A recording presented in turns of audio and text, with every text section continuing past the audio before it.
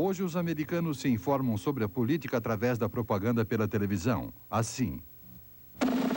Who came up with Jim Martin's 1988 state budget? It was the worst one ever, $120 million in the red. But he's some politician trying to get votes by monkeying with the budget. Had enough monkey business? Bob Jordan for governor. For over a year now, a pack of East Coast politicos have been scurrying into Montana with briefcases full of money, trying to convince us our Senator Melcher is out of step. Montana isn't buying it, especially those who know bull when they hear it. Did you hear about those city slickers out here bad-mouthing Doc Melcher? One of them was stepping in what they've been trying to sell. Montana's John Melcher, experience we can trust. Do you have any idea how it hurts taxpayers to have the Democrats behind things in Lansing? Why would anyone want to be in this position for 10 years? Isn't it about time we get the Democrats off our back? As eleições americanas nem sempre abriram espaço para vacas falantes e rinocerontes na propaganda política pela TV. Há 40 anos havia uma certa inocência por parte do eleitorado americano. Vote Stevenson, vote Stevenson, a man you can believe in, son. From Illinois, whence Lincoln came, his leadership has won him fame. A soldier man is always... A propaganda política pela TV perdeu sua inocência em 1964, quando aqui, num estúdio em West Side, Manhattan, um cidadão imaginou uma campanha que iria revolucionar a propaganda na TV. Tony Schwartz descobriu o que ele imaginava ser apenas uma nova abordagem. Na verdade, havia utilizado inconscientemente a mesma técnica empregada por Goebbels na propaganda nazista. Schwartz não queria mudar a cabeça dos eleitores, ele só queria reforçar as emoções já existentes. A campanha de Barry Goldwater à presidência em 64 deu a Schwartz a chance de experimentar sua teoria na propaganda na TV. Foi chamado pela equipe da campanha do presidente Lyndon Johnson para criar comerciais atacando Goldwater. Schwartz escolheu o conhecido extremismo do candidato como tema a ser trabalhado na mente dos eleitores.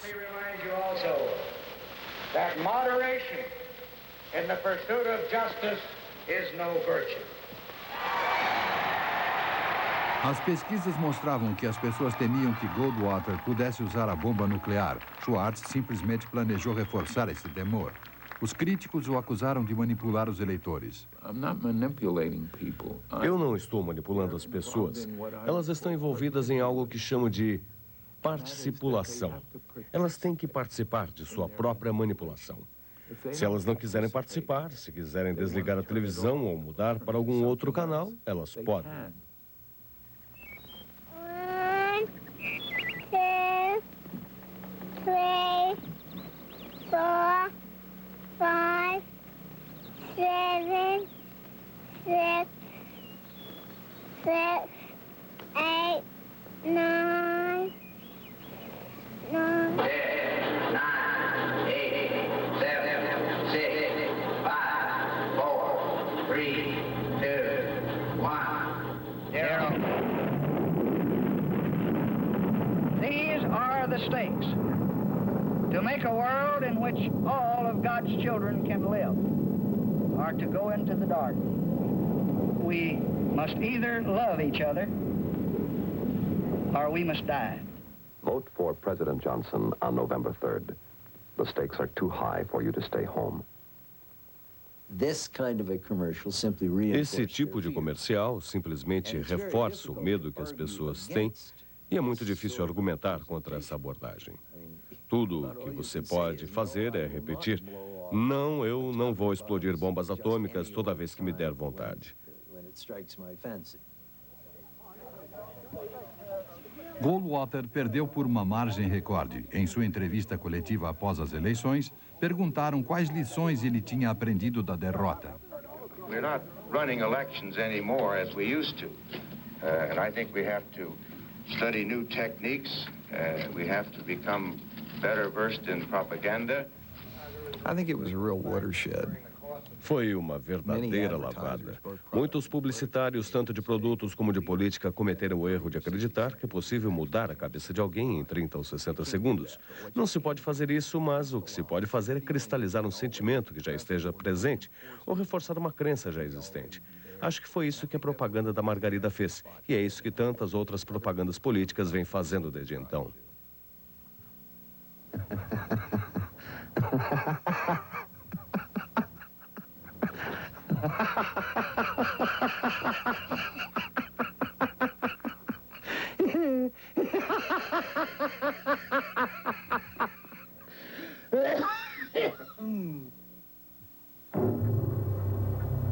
As governor, Michael Dukakis vetoed mandatory sentences for drug dealers. He vetoed the death penalty. His revolving door prison policy gave weekend furloughs to first-degree murderers not eligible for parole. While out, many committed other crimes like kidnapping and rape, and many are still at large. Now Michael Dukakis says he wants to do for America what he's done for Massachusetts. America can't afford that risk. Professor Irwin Corey. Class, we eat waffles for breakfast, but in politics, a waffle is when you can't make up your mind. We wear these flip-flops around the pool, but in politics, a flip-flop is once you stop waffling and make up your mind, you change your mind. Here is the master of the waffle and the flip-flop. He's done it on taxes. He's done it on the seatbelt law. He is Mr. Waffle Waffle Flip-Flop. In TV commercials, you have Nos comerciais de TV, você tem em compacto tudo o que há de errado na propaganda política pela televisão.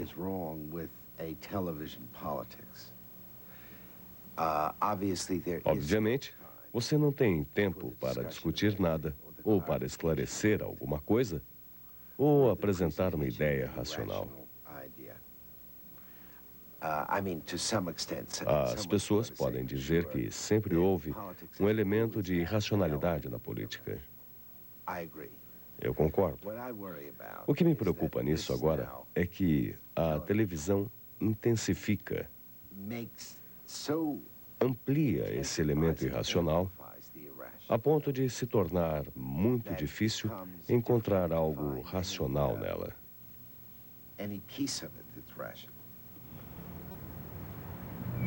Nos anos 70, no estado do Wyoming, no oeste americano, ocorreu o segundo grande salto na propaganda na TV. O consultor responsável foi Robert Goodman. Nós acreditamos que votar é um ato emocional e não um ato racional. Nossa mente justifica nossos sentimentos. Goodman foi contratado por um rico proprietário de terras do Wyoming chamado Malcolm Wallop, que queria ser senador. Goodman pesquisou os eleitores do estado para tentar descobrir os pontos fracos do senador em exercício, Gale McGee, adversário de Wallop. Mas havia um problema. Gale McGee era correto. Não havia nenhum aspecto que pudesse ser atacado. Sem nenhum outro ponto fraco para atacar, Goodman buscou sua inspiração para uma nova abordagem no interior do Wyoming. Eu estou sentado num quarto escuro, fecho meus olhos e tento ouvir, sentir. Eu meio que me hipnotizo naquele estado de espírito. Eu estou tentando captar o Wyoming. Goodman pensou em cavalos, cowboys e numa canção empolgante. Aqui vai a cavalgada de Wallop ao Senado. Ela está alerta e viva. É o Wyoming de esporas. A cavalgada de Wallop ao Senado. Eu não tive problemas em vender a ideia de um Wyoming de esporas e a ideia vingou. Eu disse, escutem, deixem que a música diga tudo.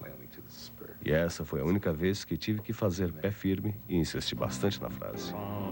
Join the Wallop Senate Drive, the Wallop Senate Drive. It's alert and it's alive and it's Wyoming to the spur. The Wallop Senate Drive. Go forth for Wyoming, Malcolm Wallop. Tell them in the United States Senate that the people of Wyoming are proud of their land and life, and that a Wyoming senator will fight every intrusion upon it. That you, Malcolm Wallop, will serve the nation best by serving Wyoming first, the very special needs of this great state, and by so doing, share its blessing with America. Come join the Wallop Senate Drive, the Wallop Senate Drive. Malcolm Wallop for United States Senate. Ride with us, Wyoming. A imagem de uma farsa, ela era imprecisa, pois apresentava Malcolm Wallop de um jeito que ele não era. Or at least he's other things besides what he appeared to be there. Malcolm Wallop não era então um cowboy de verdade? Ele era um fazendeiro. Nisso havia uma certa relação. Ele criava cavalos de polo. Ele tinha estudado em Yale. Malcolm Wallop, que foi eleito por causa do comercial de Goodman, é um cowboy sui generis. Ele é um milionário homem de negócios, nasceu em Nova York e é descendente do conde de Portsmouth. Mas para Goodman, esses detalhes têm pouca importância. Campanha política é isso aí. Entretenimento em grande escala. Concebi as campanhas políticas como um teatro e vi que a única diferença entre elas e uma peça é que nas campanhas os atores e atrizes são reais.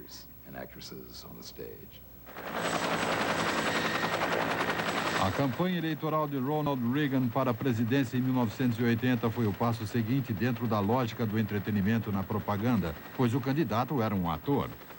E exatamente como nos filmes de Hollywood, geralmente o público não se dá conta da influência do produtor. Nessa campanha eleitoral, os eleitores não perceberam a influência do produtor político de Ronald Reagan, seu assessor de comunicação, Michael Deaver. Percebi que o público americano estava conseguindo todas as informações sobre seus candidatos através da televisão. Então, concentrei meus esforços no sentido de assegurar que aquele espaço disponível fosse preenchido com algo agradável e divertido. Was filled with something that was going to be pleasant and entertaining.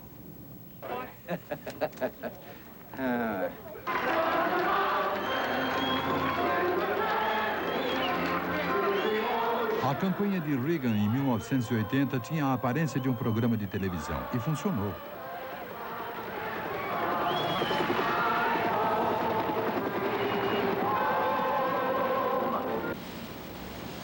Uma vez na Casa Branca, Deaver continuou a produzir Reagan para a televisão e não demorou muito a descobrir a melhor maneira de lidar com os jornalistas credenciados na Casa Branca. Essas pessoas tentam se convencer de que fazem jornalismo, mas na verdade elas estão no ramo de entretenimento. O cenário entediante da sala de imprensa da Casa Branca não era adequado para os espetáculos presidenciais de entretenimento. Deaver sempre saía, encontrava um lugar e dizia, é aqui. Ele checava detalhes banais como o sol, o fundo onde as câmeras deveriam ser colocadas. Mas Deaver tinha outras habilidades. Como todo bom produtor, ele não só colocava Ronald Reagan no palco, como também cuidava dos objetos de cena. Por exemplo, na Normandia, nos penhascos que os fuzileiros escalaram no dia D, o Monte Rock, Deaver determinou o lugar onde Ronald Reagan deveria ficar em relação aos elementos simbólicos, os monumentos, a posição das câmeras, etc. Eu fiz a cobertura. As lágrimas me vieram aos olhos, e isso não acontece muito facilmente. Deaver tinha planejado tudo com perfeição. Every move had been carefully choreographed. Todo o movimento tinha sido cuidadosamente coreografado. Assessores da Casa Branca fizeram com que as crianças acenassem para o casal Reagan. Esse evento em particular levou meses para ser preparado, selecionando todos os lugares. Andamos pelas praias para ter certeza de que teríamos exatamente o visual que desejávamos. Nós sabíamos exatamente o que ia aparecer nas câmeras a cada instante. Produtores da NBC, CBS e ABC trabalharam conosco desde o início. Eles nos ajudaram a coreografar toda essa cerimônia de 2 horas. O presidente dos Estados Unidos sempre vai ser a principal notícia todos os dias nesse país. Com esse dado em mente, meu trabalho era assegurar que a história apresentada fosse aquela que nós criássemos.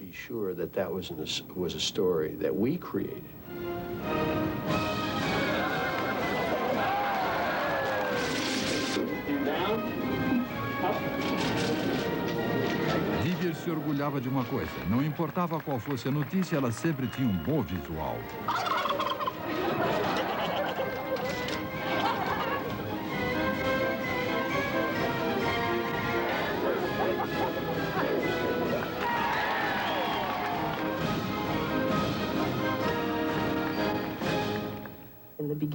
Desde o início da administração Reagan, Deaver foi um gênio manipular os noticiários.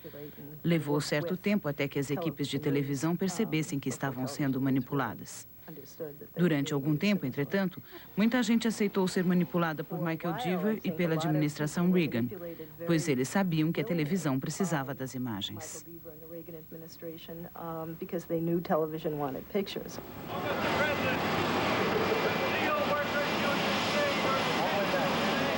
Deaver conseguia controlar as imagens de Reagan na televisão, mas ele não tinha como controlar as palavras de Reagan. Por isso, ele simplesmente deu um jeito de evitar que os jornalistas fizessem perguntas ao presidente. Gritávamos as perguntas para o presidente quando ele passeava no jardim ou se dirigia ao helicóptero.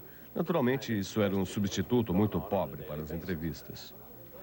Donaldson ficou famoso por gritar as perguntas durante as sessões de fotografia. Alguns telespectadores achavam que ele fazia isso por ser mal educado. O que eles não sabiam era que ele era forçado a se aproveitar dessas entrevistas improvisadas, porque Deaver não deixava que ele entrevistasse o presidente adequadamente.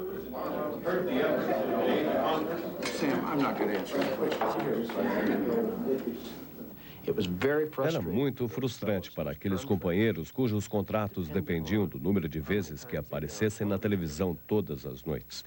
E claro, o presidente não estava disponível todas as noites, mas eles podiam ter suas perguntas respondidas por mim ou por Jim Baker ou pela assessoria de imprensa ou qualquer outra pessoa. A campanha pela reeleição de Reagan em 84 foi um triunfo do método de propaganda de Deaver.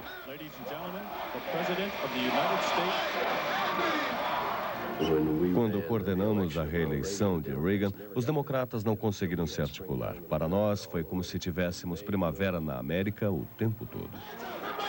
O aspecto sombrio do estilo Deaver também floresceu em 84, pois essa foi uma eleição na qual Ronald Reagan conseguiu a façanha de dar apenas uma entrevista coletiva.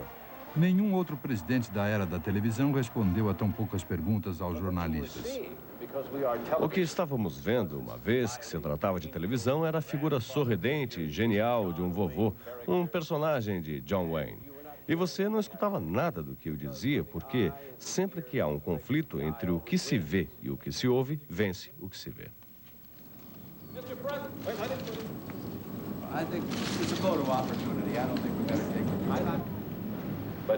Se Deaver só lhe dá imagens que mostram o amanhecer na América, sua reclamação de que há uma ferida aberta cai no vazio. Ninguém presta atenção às palavras, só à música. No one pays attention to the words, just the music.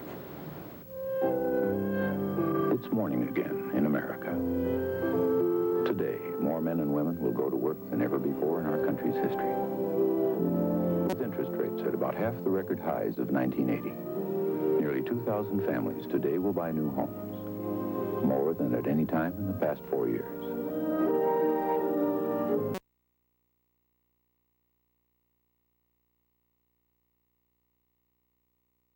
Young men and women will be married.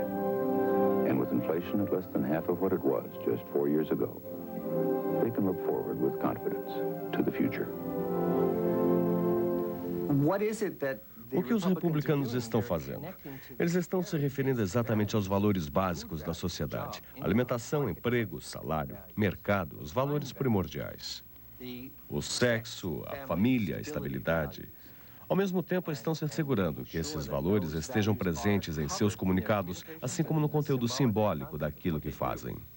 It's morning again in America. And under the leadership of President Reagan, our country is prouder and stronger and better. Why would we ever want to return to where we were less than 4 short years ago?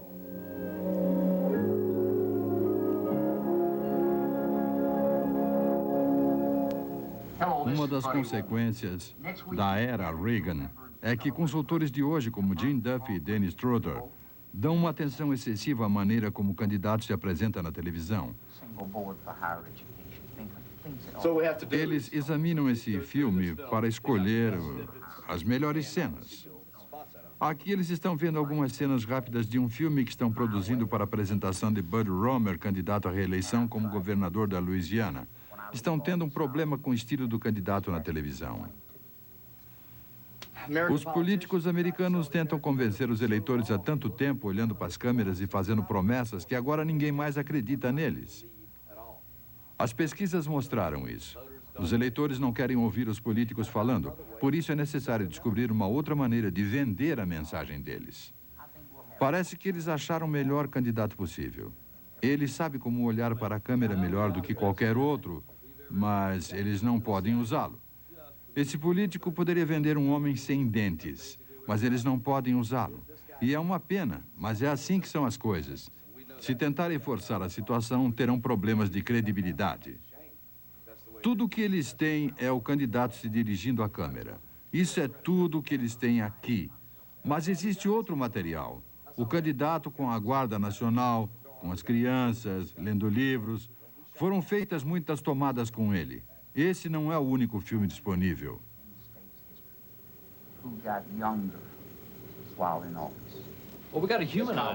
Mas eles acham que precisam um pouco de humor nesse político, humanizá-lo. Consideram-no um androide tão brilhante, muito acima de todo mundo.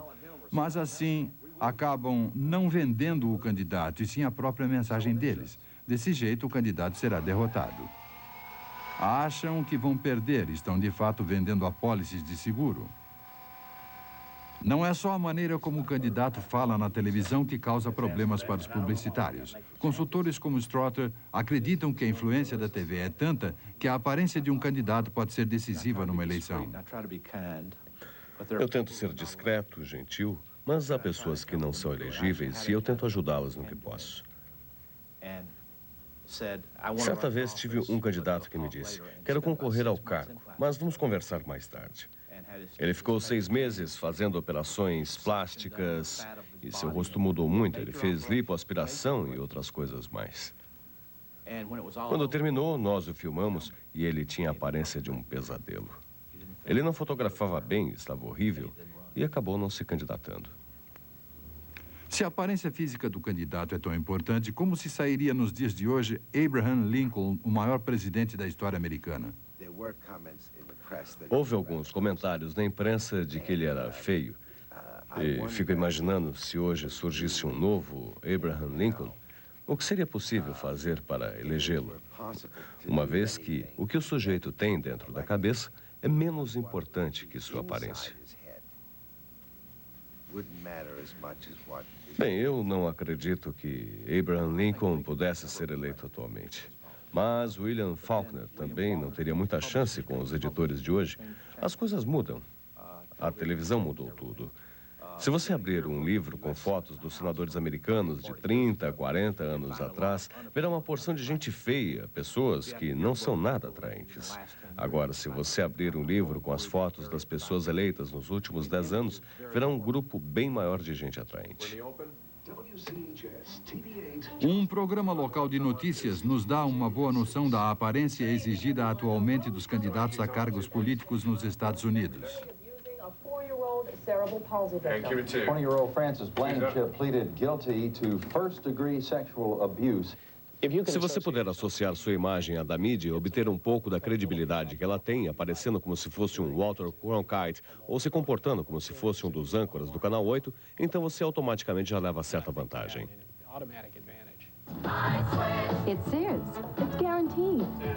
A maior parte das propagandas políticas são mostradas nos intervalos comerciais dos telejornais da noite. Os candidatos de hoje tentam parecer um jornalista em ação. Look, this is one program we've got to have. Just try to see this thing our way. Mike Mercy, please. O leitor seguro e bem informado pelos jornais. I think we're ready to say it, and I think we're ready to do it in November. Mike Mercy, please. O repórter dos direitos do consumidor. Staff spent an enormous amount of time on this matter. They did their own testing of these beds in department stores. Very well. What's the length of this? And reviewed the official testing by the Consumer Product Safety Commission. We think that's exactly what happened. Nós temos uma tendência de pré-selecionar os candidatos de acordo com a sua imagem na televisão. Em outras palavras, selecionamos justamente pela razão errada. Deveríamos estar escolhendo de acordo com aquilo que eles poderão fazer no governo. As exigências da propaganda na TV condicionaram o visual do candidato político moderno e a imagem de sua propaganda eleitoral. E essa imagem continua a evoluir. The game show all America loves to watch. Bill, Allen and Debbie, are you ready? Ready. Debbie, you first. Good buddies for 300. He hired ex-Nazis to work on his political campaigns.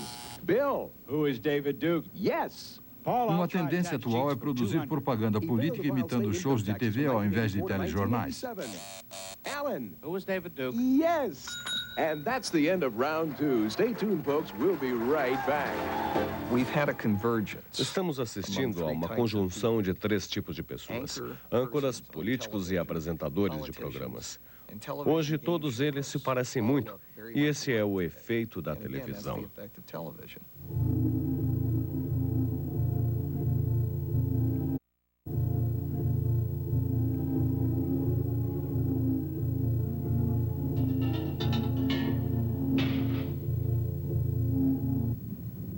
West Virginia, um estado rural marcado pela pobreza, nos dá um exemplo dos efeitos da propaganda na televisão. Remando nas águas límpidas do New River com seus amigos está W. Gaston Caperton III, um rico executivo da área de seguros que acordou certa manhã e decidiu mudar de profissão. Bem, o estado de West Virginia teve durante 4 anos uma liderança muito pobre. Eu vivi aqui toda a minha vida e amo esse estado. Tive sucesso nos negócios e pensei, sabe, há outras coisas na vida além disso. E realmente senti que poderia dar uma contribuição para mudar as coisas. Foi então que decidi concorrer a governador. Ele sabia que sua falta de experiência política significava que, sem o auxílio de um bom consultor, ele não teria chance. Ele recorreu a Frank Greer, de Washington, um dos mais astutos profissionais do mercado. Gaston Caperton me ligou e, para falar a verdade, eu nem sabia quem ele era. Meu nome tinha sido recomendado por amigos dele em cujas campanhas eu tinha trabalhado. Ele me pediu para ir até West Virginia e disse que gostaria de concorrer para governador, que possui recursos e que poderia assinar um cheque para financiar a campanha. Greer foi até a Virgínia para decidir a estratégia da campanha de Caperton.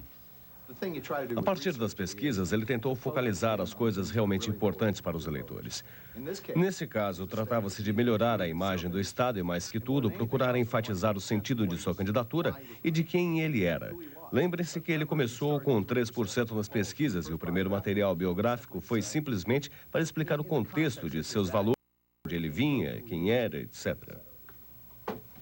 Born and raised in West Virginia, it was here he learned about hard work and concern for others. He built a local family insurance agency into one of the largest in America, providing more than 500 jobs. He dedicated himself to helping people and improving education. Honest, capable, a progressive new leader for West Virginia. And now he's running for governor, Gaston Caperton. I believe that we can get West Virginia moving again. We're blessed with natural resources and great beauty. And we're blessed with hardworking people who want a better life for their kids, better schools, and more good jobs. That's why I'm running for governor. I want to bring us together as a team to build for the future. West Virginia, yes we can. O fato é que ele gastou alguns milhões de dólares para ir ao ar e superar os adversários. Gaston Caperton, progressive leadership for West Virginia. Creio que ele gastou 2,5 milhões de dólares nas primárias e provavelmente mais 1,5, 2 milhões nas eleições gerais.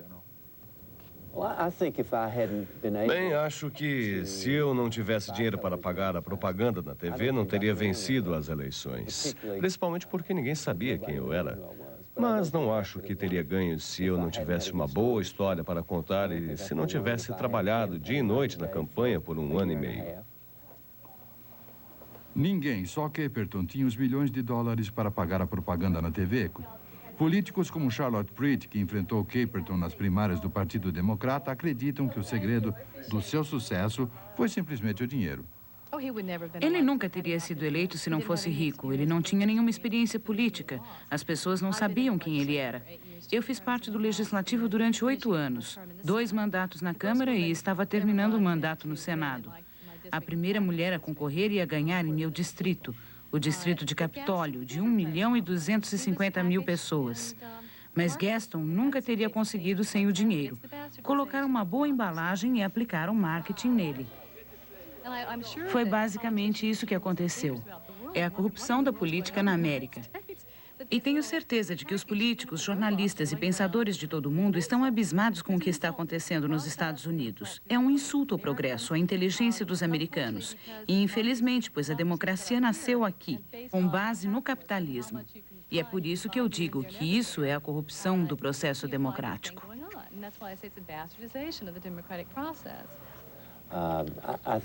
Eu acho que as pessoas confundem um pouco o que gente como Frank faz. Eu não creio que eles tenham criado um candidato. Acredito que eles apenas mostraram honestamente ao público quem era o candidato. Not a politician, Caperton offers a new approach that will bring business and labor, education and government together. He'll put an end to politics as usual and give West Virginia a fresh start. Gaston Caperton, new leadership for a change. Caperton foi o governador mais politicamente inexperiente da história do estado. Uma combinação de televisão, Frank Greer, e dinheiro fez com que ele se elegesse governador em 88. A campanha criada por Greer se concentrou na imagem jovem e clara de Caperton. Uma das poucas promessas de campanha que ele fez foi a respeito dos impostos. The Logan Banner said it best. On taxes, Moore says yes. Caperton says no. No governor welcomes the necessity of raising taxes. It is neither an easy nor a politically popular action. This is not the time, however, to be concerned with our political futures. Primeiro, ele anunciou em sua campanha que não iria aumentar nenhum imposto, mas, uma vez eleito, aumentou os impostos em cerca de 400 milhões de dólares, um recorde no estado que deixou todo mundo furioso. Acho que se fossem convocadas eleições depois de 2 anos de mandato, ele seria fragorosamente derrotado, pois todos se sentiram traídos. Creio que sofri muito nos primeiros 2 anos do mandato, porque eu sabia o que tinha que fazer e tinha coragem para fazê-lo. Mas as pessoas não entenderam por que eu estava fazendo aquilo e ficaram furiosas, porque se sentiram enganadas. Eu tive que aprender muita coisa. It hasn't been easy. I've made mistakes, but I've always tried to do what's best for the people of West Virginia. A propaganda na televisão permitiu que candidatos ricos e inexperientes como Caperton saíssem do nada e conseguissem ser eleitos. Mas até mesmo o seu próprio consultor de comunicação acredita que essa política de mercado livre tem seus defeitos. Creio que o que está errado na política americana é que tudo se tornou muito caro, gasta-se muito dinheiro. Nós dependemos de grupos de interesses específicos para levantar dinheiro e não de financiamento público para as campanhas. Então usamos todo esse dinheiro para fazer propagandas negativas que banalizam o processo político e não falam das questões reais.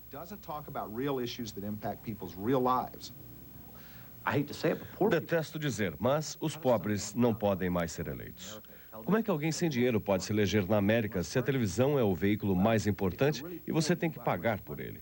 Bem, se você é pobre, pode tentar levantar dinheiro, mas se você é realmente pobre, provavelmente não tem amigos ricos.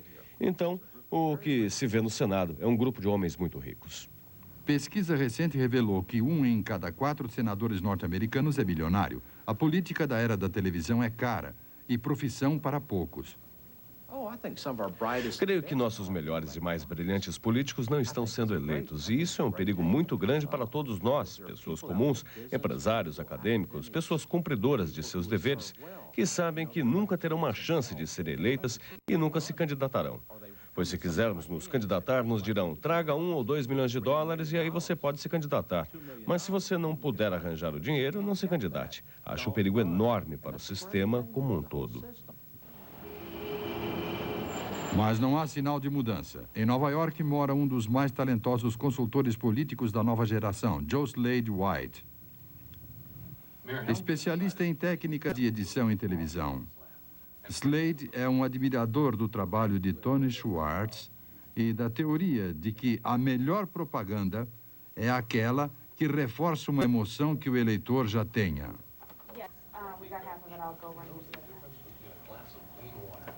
And a mayor who's taking us to the cleaners. It's critical to touch an emotional chord. As pessoas me perguntam como é possível tratar um assunto em 30 segundos e eu respondo que, em princípio, qualquer assunto é simples a partir do momento em que conseguimos reduzi-lo à essência. E quando consigo achar essa essência, não preciso de 5 minutos ou de meia hora, nem mesmo de 60 segundos para apresentá-la e sensibilizar o público. 30 segundos me bastam. Slade White foi o responsável por uma das campanhas mais devastadoras dos últimos anos. Ele foi chamado para orientar a campanha política de Don Ben, o empresário de Denver que não tinha nenhuma chance contra o candidato em exercício, o prefeito Penha. Seguindo as técnicas clássicas de Schwartz, Slade primeiro pesquisou os eleitores de Denver e descobriu que eles achavam o prefeito Penha inacessível. Então, Slade juntou um monte de recortes de jornais e focalizou um artigo que mostrava esse aspecto do prefeito. Depois de ter recebido ameaças de morte, Penha havia contratado 6 guarda-costas para protegê-lo. Eu tentei imaginar como seria ridículo ter que passar a vida cercado por 6 guarda-costas.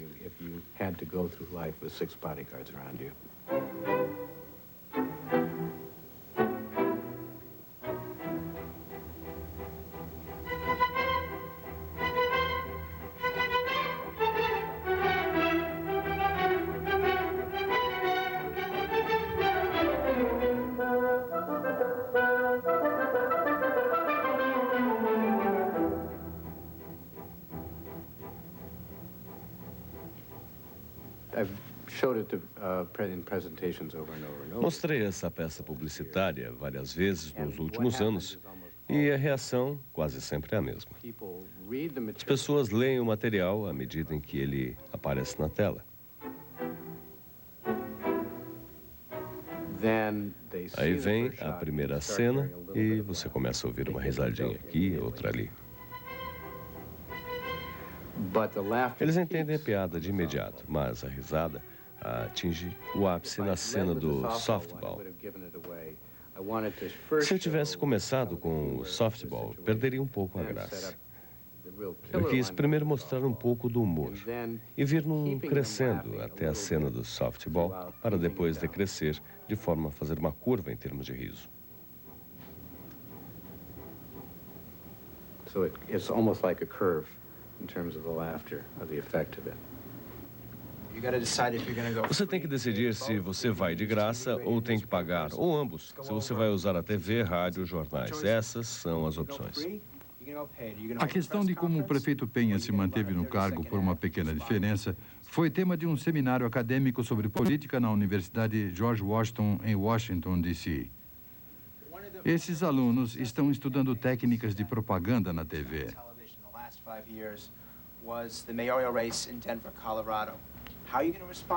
Como é que vocês reagiriam àquela propaganda se eu fosse um jornalista? Vou perguntar a vocês primeiro como candidato e depois como consultor de mídia. Agora assistam atentamente ao filme.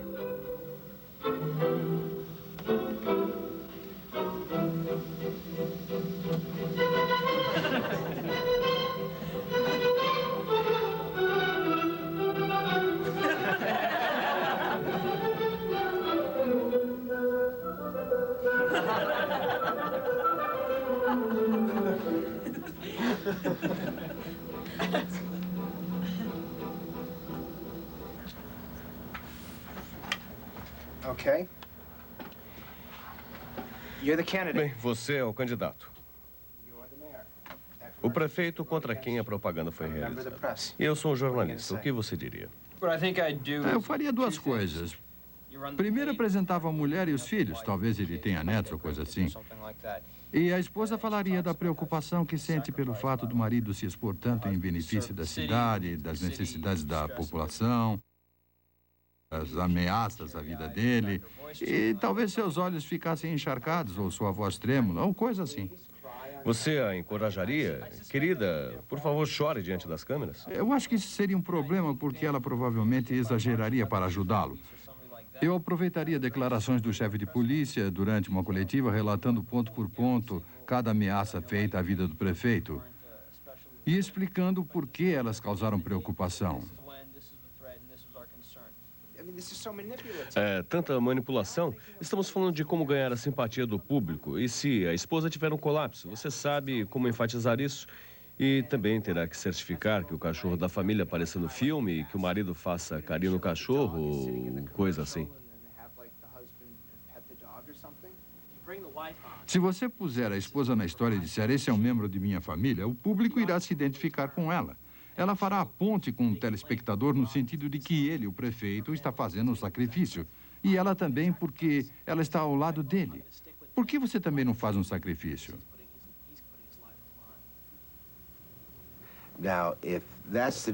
Se esse for o novo conceito de política e se essas pessoas estão encarregadas de explorar esse vilão, não vejo por que deveríamos reclamar delas. Elas estão ganhando o seu sustento. Eu só não concordo que elas tentem convencer as pessoas que esse novo tipo de política é bom para nós. Não é.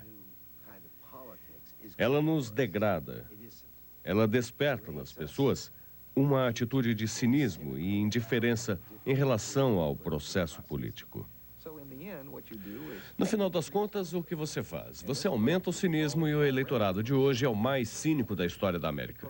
Esse período pós-Watergate está assistindo a um aprofundamento do cinismo. A coisa ultrapassa em muito o ceticismo. Trata-se de um cinismo corrosivo. O cúmulo da ironia é que os consultores agora fazem comerciais caríssimos para denunciar o cinismo uns dos outros. Dashiell's done nothing for farmers. That's not the truth. But who cares? People will believe anything if you say it enough. When we're finished, Dashiell's mother won't vote for him. Don't let them have the last laugh.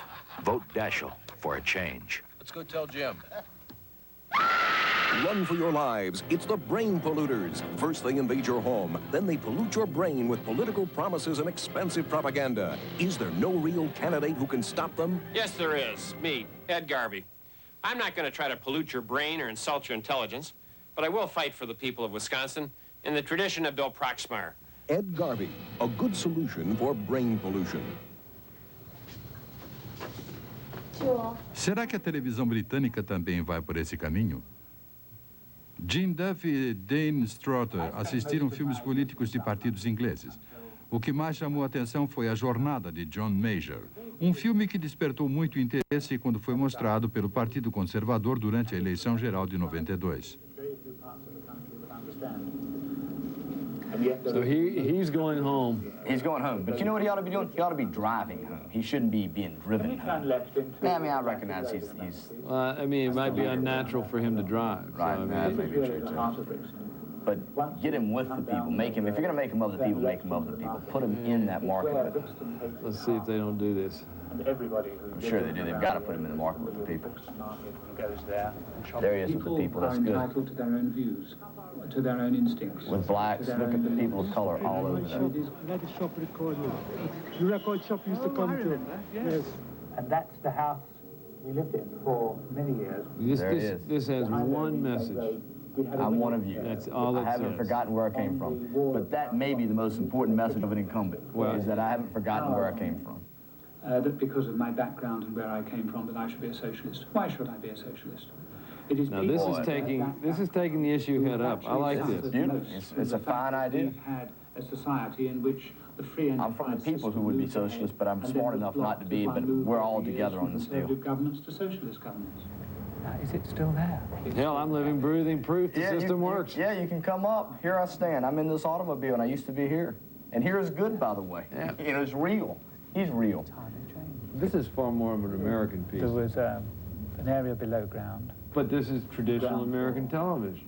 Think of all the wealthy candidates who run that we've had who basically say, look, yeah, I made it, the system's great, but I wasn't always like this. And the system allowed me to prosper, the system allowed me, that's all he's doing. There is only one cure for unemployment. There's only one way to put people back in permanent, secure, sustainable. And you know what else they did there? Talked about jobs. Jobs. That's the first, second, third most important issues in any campaign are jobs. Healthcare, yes, that's right there. Continuing growth in the economy. If you don't have a job, you are what you do. The first ingredient has to be a competitive tax structure. Low taxes give people the opportunity. Here's the taxes. To provide for their own family. We've hit where I've come from. A cycle of growth. Jobs, taxes. You cannot lift yourself out of recession.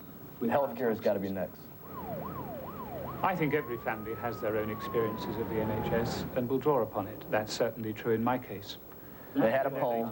The poll spelled out the top 5 issues, and they strung them all together. Did a fine job with it. They used him, which was their strongest asset. The poll also showed that people liked this guy. Not the ending. I think my background is an asset, not a disadvantage. That's how I've always... He just wrapped it up. My background's an asset, not a disadvantage. That's the message of this piece. Well, that's one of us shaking hands with great men. Yeah, it's also a leader, though. Right. We come in with the horns, you know, a la fanfare for the common man, and there we go. So what this is trust. You know I won't get us in a lot of trouble. And I'm not going to lie to you. Here's the other guy. In their own individual lives. It's all a comfort issue. Comfortable. 10 down. Nice. And there it is at the end. Boom. He never said it. This was an American piece. I mean, American ads tend to be candidate-dominated. The party falls in the background, and usually issues fall. And issues are only props for candidates to talk about who they are, what they believe.